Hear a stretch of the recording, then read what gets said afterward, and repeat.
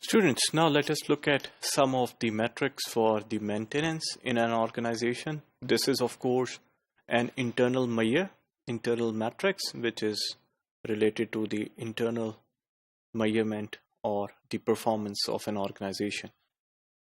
The first metric that is related to maintenance is the logistics delay time. Logistics delay time is the maintenance downtime as a result of waiting for a spare part to become available, waiting for transportation, or waiting for the use of facility to become available, or waiting for the technician to arrive, and so on. These were given by Blanchard in 1992. So the maintenance does have the tendency to have logistics delay.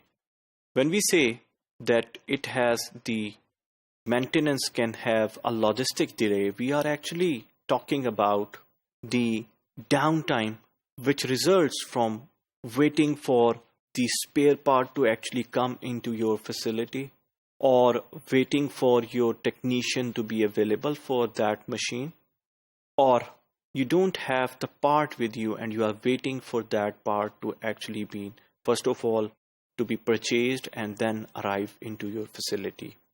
This does not include the actual active maintenance time. So this just relates to the logistical activity of that maintenance. It doesn't relate to the actual time which is being spent on fixing that machine, on fixing that part. So logistics delay time is equal to the sum of all waiting times arising from the non-availability of resources on time. So you have to add all the waiting times that are because of the non-availability of the resource on time. Then we have mean time to repair. Mean time to repair is the average active maintenance time to perform corrective maintenance. This depends upon the time of failure and the frequency of failure. So mean time to repair, MTR, is actually dependent upon that how many times the failure occurs in maintenance and what is the type of the failure of the maintenance. It is given by T bar for some time period tau would be equal to the sum of Fj Tj divided by sum of Fj's, where Fj is the frequency of failure type J and Tj is the average time to repair failure type J. So mean time would be T bar. That would actually tell you that what is the total average maintenance time to perform the maintenance. And it, of course, it would differ from the type of failure and frequency of failure. Then we have the mean time between failures. The mean time between failures is the average time between any two failures. So MTBF, we normally say it's the mean time, the time lapse between the two maintenance failures. यानी एक machine आपके पास अभी खराब हुई है और दूसरी machine आपके पास ऑन द एवरेज 2 घंटे के बाद खराब होती है, तो mean time between failure would be that 2 hours. And you have to take the average of it. The time between two successive failures is the difference between the time the previous failure was fixed and the time at which the current failure occurred. So it would be given by T bar, and on the superscript you can take F as representing the failure is equal to 1 over n and sum of all the TJs. This sum will be the uptime between the failures, between failure j minus 1 to j. That means the current failure and the time you corrected it and the time when the new failure occurred. And n is the number of total failures. So it is just an average of all the times. And how can you take Tj?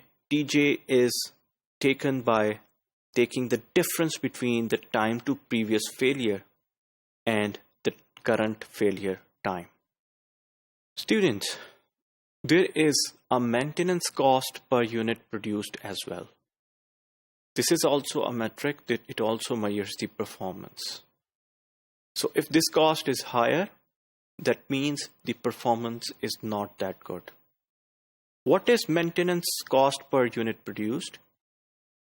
It actually includes both preventive and corrective steps taken to keep production, transportation, and handling equipment in good condition and in order to manufacture quality products. What is this? What are the preventive measures in maintenance and what are the corrective measures in maintenance? For example, I have some machines in my production which are idle at this point of time, and they will remain idle for, let's say, 1 week. I can overhaul those machines for better performance during the production. So the maintenance department has to produce a schedule. That schedule will actually tell that at what time this machine needs overhauling. At the time of overhauling, that machine would not be in work. ये याद रखिएगा जिस period में उसकी overhaul हो रही है, चाहे मशीन है चाहे एयरक्राफ्ट है, you will not use that resource. So after overhauling, you actually increase the life of that resource. And there is a corrective measure as well. When we say there is a corrective measure, that is during the production or during the usage of that resource. If something happens or there is a failure of any part of that machine or resource, we need to fix it. That would be the corrective measure. So there are two things which are actually included in the maintenance cost per unit produced. We try to minimize both overhauling, or that is the preventive cost, as well as the corrective cost. And it actually makes your handling equipment in good condition. It actually provides you better production and less of the downtime during the production. Thank you.